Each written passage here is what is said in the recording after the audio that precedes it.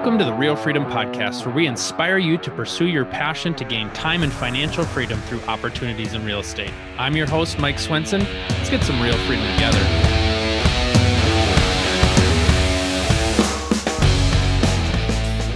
All right, welcome everybody to another episode of Real Freedom Stories. And, we often talk about, the podcast Real Freedom, and we often talk about the doing side and what people are doing.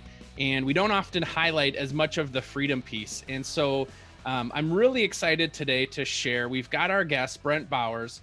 And before we get into the what he does and how he does it, I just want to highlight some of the freedom pieces. So here's kind of Brent's current situation. So because of what he's done in real estate, right? We talk about building wealth, gain time and financial freedom through real estate. He was able to buy his dream house, 4,000 square feet on 58 acres. And then he bought the next dream house on top of his dream house. And now his dream house is his vacation home. And what previously was his vacation home, a lake house, is now his third home. That's the type of stuff that can happen. Goes on vacation once a month with his family, bought an RV, able to travel with your family when you want, donating money to nonprofits and charity, and through what he's doing, generating over $40,000 a month in income. So I'll let everybody just kind of soak that in for a minute before we get into how it works. You really are living your dream. And you mentioned that to me before we started, is this has provided you an opportunity to live our dreams. So people to listen to this podcast, I want that real freedom. I want the time and financial freedom through real estate. And a little bit of your background. So before we give you a chance to talk here, you started out as an Army officer for 8 years, spending time away from your family. And that's really what drew you to wanting to be able to spend time with your family. So began investing in real estate as a way to support your family while having time to spend with them. Through that, you were able to expand your business, hire a team. You've got the land sharks, some development opportunities, rental opportunities, investor, coach, you name it. Welcome, Brent. We're so excited to have you on the show. Man, Mike, listening to that, I'm like, holy cow, listen to all these blessings. And it just reminds me, it's like, why did we start doing all this? And, I forgot about some of these things, like that we built and that we have and all this opportunity. And it's amazing. We call it shiny object syndromes as an entrepreneur, but really that's what entrepreneurs do, that we see something that we can improve or make money with. It's just kind of staggering just to hear you say all that. And man, I appreciate it. I was not an Army officer for eight and a half years. I did start enlisted. I started from the ground, E1. And yes, 8 years of service, became an Army officer. Yeah. But no, that's incredible. And I just forget. And, one thing I did get away from, we haven't been going on vacation once a month lately with the kids back to school. So I just want to verify, let people know, we're not just vacationing all the time. I still want to jump out of bed every morning and build things. And I mean, that's just it. I just keep the fire. Like Jim Rohn says, I can't wait to get up in the morning and I don't want to go to bed type thing. So that's just keep that fire. And that's what real estate's been for me. And it's always something new. It started out with me with rentals, and then it turned into wholesaling houses. And then it turned into wholetailing houses, where I would just clean the needles out of the house and put it on the MLS. And then it's like, well, let's turn this into a beautiful house for a family. And then it turned into land, which that's what I'm passionate about. That's what I'm screaming about, because land is almost like the blank canvas. Yesterday, I was doing a training call with some students in the Land Sharks program. I've got the honor of being a Wholesaling Inc. coach. But as I was doing that call with about 18 people, we keep them small. One of the students said, well, I don't feel like this is passive. I'm having to chase them for payments. I'm having to do title search on the land. And I was like, well, let me show you what's passive about this. As we're doing this call, the 2 hours I spent with these people, I was paid 8 times by land notes just in that 2 hour period. And I was like, guys, this is how you turn this into passive. So you can build this up. Let's just say you have 10 notes paying you $400 a month. That's $4,000 a month.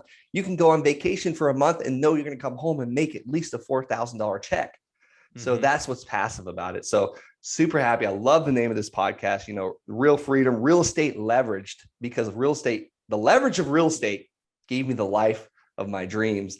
And I just thank you so much for that intro, because it's like sometimes we got to be reminded that we're doing what we want to do, because this is not always glory. Like there's times when my bank account gets low, or sometimes in the negative. I'm still a real dude. We're still out there buying properties, and sometimes we make mistakes. Like I think real estate investors get on these podcasts all the time and talk about how cool everything is, how good they are, but like we still struggle sometimes. Like, but we also have fun doing it. But yeah, that's awesome, man. I know I just took a long time there, but that's kind of how I was feeling by listening to that.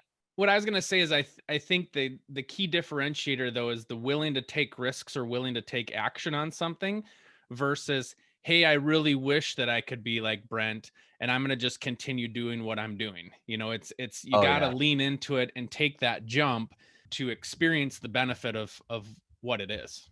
Yeah. And that's so true. You've got to take action. Like I have a whole library, a whole bookshelf full of books behind my camera here, and I could read all those books, and a year from now, nothing's changed. But if I just read one of those books and implemented the steps, the action, what they told me, it could just be one idea in that book that could make you $1 million. You got to take the action. Yeah. So let's kind of start a little bit on the early side for you. Walk me through how this got started and kind of how it developed a little bit into where you're at today. Yeah, early side, I got out of high school. I always wanted to be in real estate somehow or another. I was always had the entrepreneurship bug that I wanted to go out and sell things. I started a lawn service. And then I was like, look, I'm going to get my real estate license. It took me 3 times to take this test to finally pass it. Passed it in 2007. And what did I do? I took action, just like you said there, Mike. One of our agents in the office listed a house, and I said, I put an offer on it that day. And I didn't have the earnest money deposit, and I had to go borrow $1,000 from my great grandma. And I said, look, I'd like to borrow this money. I'm gonna buy a house. I'm gonna turn it into a rental. And she's like, look, if you don't pay me back, this is coming out of your inheritance. I said, don't worry, grandma, I will pay you back, because I'm actually making a commission to buy this house. I just got my real estate license. And she kind of jarred me a little bit. She's like, it only took you 3 times taking that test. But she gave me a hard time.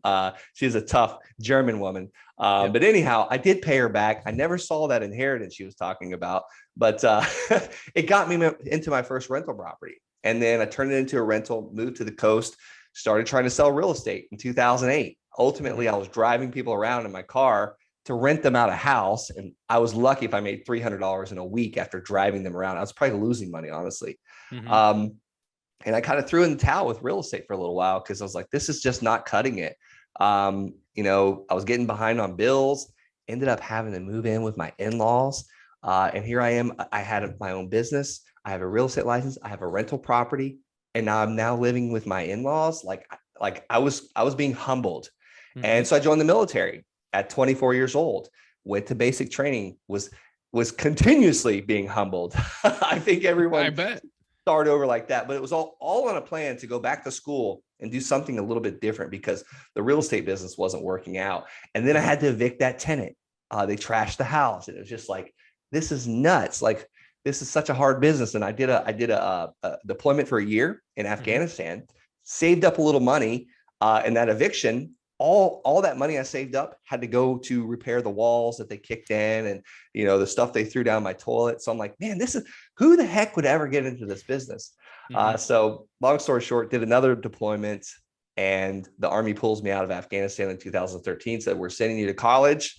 You're going to be an officer, because I've been putting in a packet. And that real estate bug came back. I was like, I'm going to buy this house next to the college, rent out the rooms. I started making a fortune doing that. I was paid to live there, and I was able to refi that house within like 2 months, pull out $55,000 cash, bought a second rental. Actually, this was my third one by this point. Fixed it up myself with a friend that was a handyman, and basically just kept rinsing and repeating. And I was like, look, there's got to be a better way to do this. And by that time, I was like ready to get out of the military, because I was always gone, always away, always training, always deploying. And I was like, I've got to make at least $6,000 a month to get out of the military. So I was trying to do it with wholesaling houses. And here's the thing, you got to meet sellers. You got to spend time with them. You got to create rapport with them. And I didn't have the time to do that. I was like on base 13 hours a day. So I started mailing vacant land, and just to kind of like just add to the repertoire, I guess, of what I was doing. And that absolutely exploded. I didn't have to meet these sellers. I can go and look at the land on the weekend.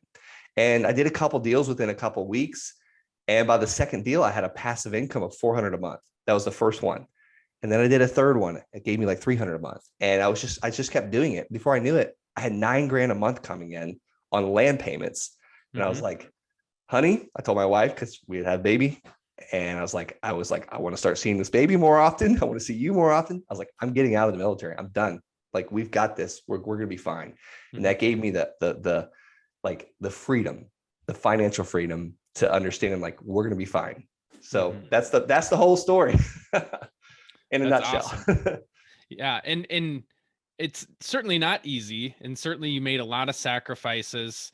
You weren't home, obviously doing military, doing school, away from your family. And so I think, people also have to realize it takes sacrifice. You didn't get to where you're at today without having to make those choices and put in the long hours and do the work of cleaning out needles in a house. That stuff happens. And it's the ability to be able to move forward past those things and keep going and not let it derail you. Well, I'll tell you what, sometimes the bad things create the good things in life. One thing I left out was, that second deployment. My wife was over it. It's like, she was my first wife. She was tired of me being gone all the time, tired of us always being broke because this rental property sucks so bad. Like, she was like, I'm out of here. And I don't blame her. It like made me the person who I am today. But I did not want history repeating itself again. Right. Especially when that first baby came out with my new wife, the woman of my dreams. Like, I wanted to be there more often. So I made that I had a huge why. Like, people talk about the why. And I was like, I don't know what my why is. I never understood it until I got on these podcasts and started talking about it. My why was to be home more often and have time freedom, geography freedom. Like, we could travel, and even financial freedom, because it starts with the financial freedom. And then all the other freedoms come from it. And I call it land freedom. Like, it's American land we're buying. Like, everyone wants American land. Like, I sell to people in China and Europe, and like, it's all about freedom leveraged through real estate, just what you're doing here, Mike. So let's talk about the land sharks piece a little bit. Finding properties, finding buyers, structuring deals. Just give us a little bit of kind of how that works, a little overview. Well, the Land Sharks is a program that I put together to teach people how to do this, how to build a business around, buying and selling land that will change their lives, that you can build financial freedom and time freedom and geography freedom with it. But how does my company operate? How does my specific land buying company operate? What we do is we pick an area. We call it our playground. And I recommend for someone to kind of pick an area within about a 2 to 2.5 hour radius of where you currently live. That's where I started out. So I actually picked the county that I was in. I started mailing this list of landowners that were behind on their taxes. So they weren't paying their back taxes. So I got a list from the county, went straight to the county treasurer. And I said, hey, I'd like your tax delinquent list. Well, there was a little miscommunication there. They gave me the county held tax lien list. These were tax liens that are available for sale. And basically, they were such inefficient properties. Some were not buildable, some were not accessible, you name it. They gave me this list. Well, they wanted me to buy the tax liens. I wanted to see that who's behind on their taxes, because I wanted to mail them a letter saying, hey, I'd like to buy your land. Because I was really kind of building this from the ground up. I had heard about it, someone on a podcast. They're buying this land crazy cheap and selling it for double the money overnight. And I was like, that sounds way better than what I'm doing with these houses. It would take me like months of mailing letters. I'd spend like $5,000 or $10,000 mailing these letters. I had to talk to like 10 sellers to maybe get a deal.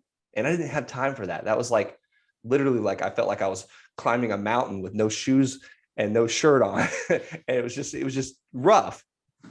So I got the list. I had my virtual assistant in the India scrub it for me for $5 an hour. What she did was she would put the APN, the assessor's parcel number for each property, because they sent us like literally like I scanned fax and we could barely read it. She would punch in the APN on the assessor's website and then pull out the owner's name, the owner's mailing address, and there was usually no address for the land.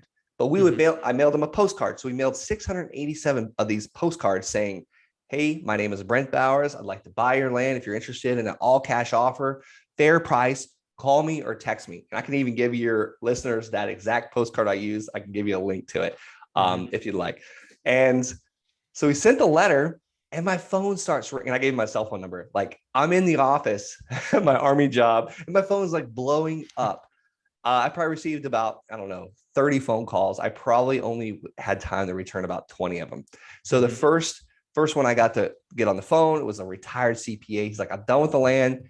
Buy it. I'll sell it to you for 285. Like he gave me the number. I was like, wait a minute, $285? He's like, yeah. It's like, it's not buildable. So it's garbage land. I was like, okay, let me go check this out.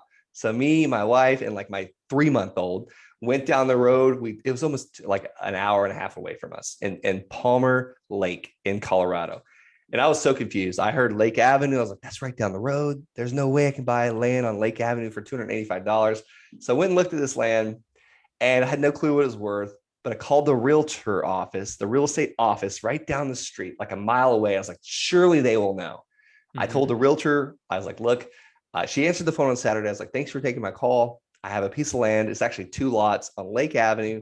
What do you think the 30-day blowout price is of it? Like, what can we blast this thing out? I want the get it done now price. Because I can't, like $285 was a lot of money for me in 2016. I couldn't like just leave it locked up in land that wasn't buildable. She said, I don't know about 30-day blowout price, but maybe 10,000 you could sell it for. And I was like bells were going off in my head. Yep. I'm like, you got to be kidding me. So I thanked her for her time. I said, I'll call you when I buy it. I've got it under contract right now. I'm going to get the deed and all that. Well, she calls me back 5 minutes later and says, hey, Brent, what if I made an offer? And I said, what are you offering? She said, $5,000. I said, okay, when can you close? When do you want to buy it? She said, Wednesday. I was like, well, Saturday, like 4 days from now. She said, yes. I was like, deal, send me the contract. Let's do it. So I got the contract, signed it, called the seller. I said, I'll give you the 285 on Tuesday. I love the land. I'll take it. Well, I paid the guy on Tuesday. He gave me a quick claim deed and I drove it down to the title company and picked my $5,000 check up on that Wednesday. And then I did a second one. And this time I did seller financing for it.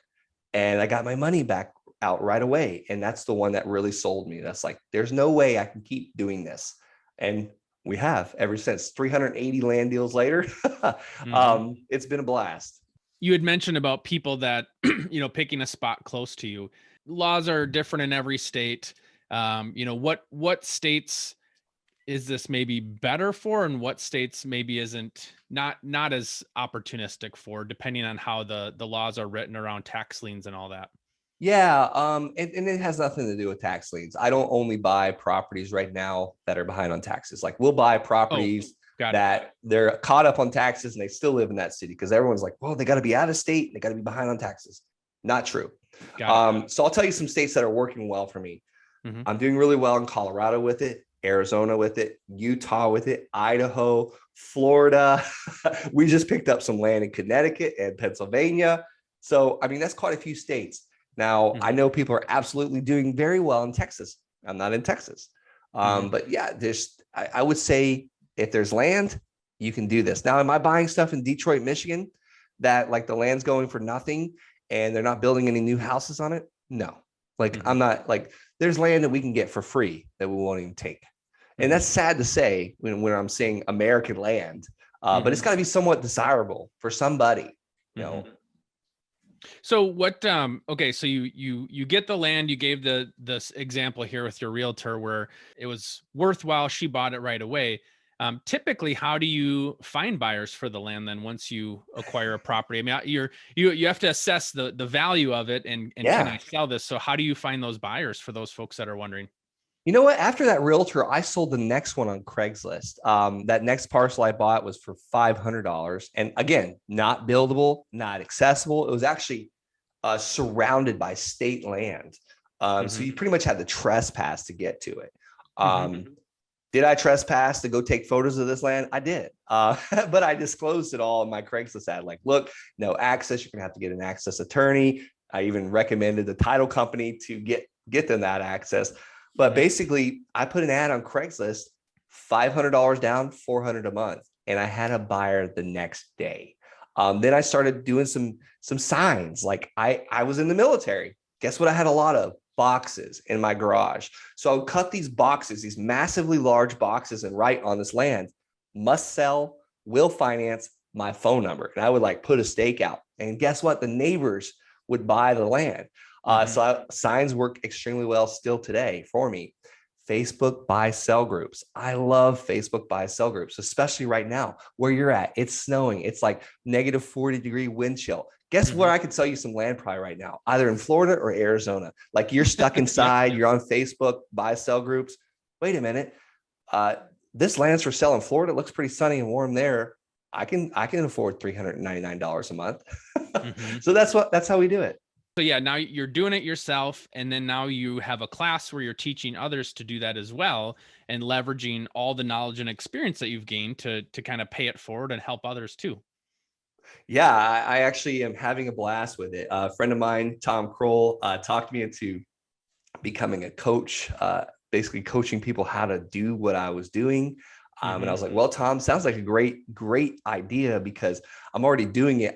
We started a meetup in Colorado Springs. It's phenomenal. It's doing really well. They actually meet still once a month at Third Space Coffee in Colorado Springs. But I was already teaching people for free how to do this.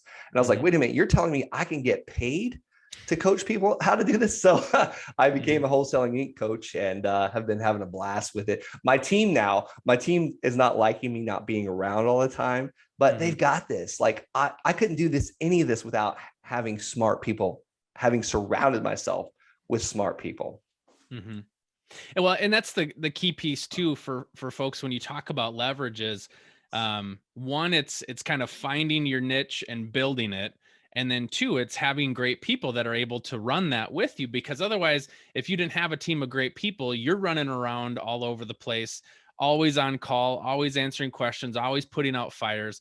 And so building people behind you is too, you have to have the individual skills to build the business, but then have the people skills to be able to have people that you can work with that can help build those systems and help give you that time leverage too. So true. And you might, like your listener might be thinking, well, I've got great people skills with no business skills. Well, hire that person that has the great business skill, or I'm sorry, partner with that person that has the great business skills. Or I'm a great business person, but I just get so nervous talking to people. I won't talk to people. We'll partner with that person that loves people and has the people skills.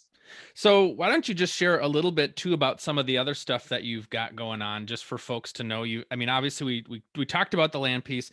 You've got some developments, rental properties, RV park you talked about maybe developing. What are some of the other side stuff that you're doing in addition to Land Sharks? Yeah, we have some amazing stuff going. You might be thinking, well, there's no $285 land deals in my market, or there's no $500 land deals in my market. Let me just tell you, that was like the gateway drug, those little small parcels of land.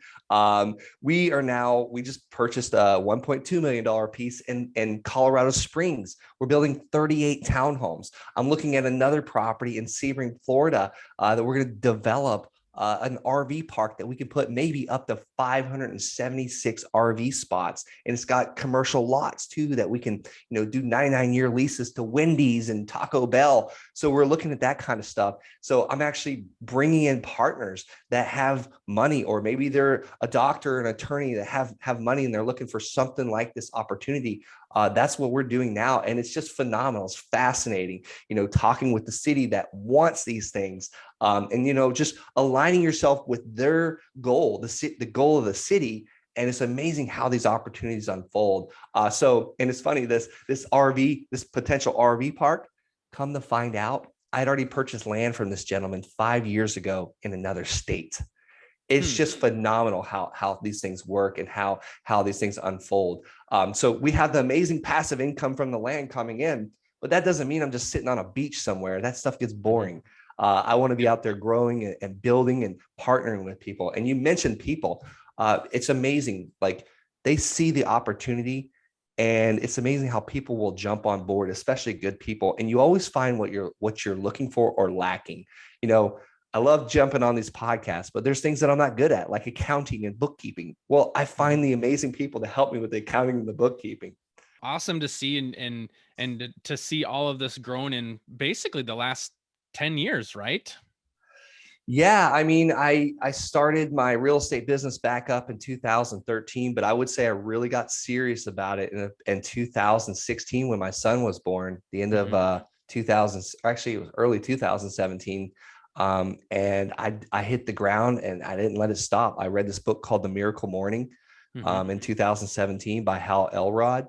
I would get my butt out of bed at 4 a.m. every morning. And I've pretty much been doing that ever since, except for on Sundays. I try and take the day off for my Sabbath. And I would read the Bible and I would get my education done and I would get the things done that I needed to get in my real estate business, because it's all about time blocking. And I really did this. I was able to do this really on a couple hours a day. Everyone thinks, oh, it's going to take me 8 or 9 hours a day. I think the less time you have, the better, because you really optimize things. You get efficient. Like you turn your cell phone off, you time block, you turn the notification off on your text message and on your email, and delete TikTok and Facebook and all that garbage. And just focus on what you're trying to build. There's reasons why laser torches cut through steel. It's called plasma torches because it's very focused. So if folks want to get a hold of you or learn more about what you're doing, how can they do that? Yeah, I'm all over the internet. I just created the YouTube channel. If you go to YouTube and look up Brent Bowers, I'd appreciate a subscribe to that. We're trying to build that. And Instagram, Brent L. Bowers. I'm on Instagram. Awesome. Well, thank you so much for coming on. Appreciate you sharing your story, the freedom that you've been able to build in just about 5 years here. And then more to go from here. So congratulations on all your success, and excited for your future. Thanks so much for having me, Mike. All right, thanks.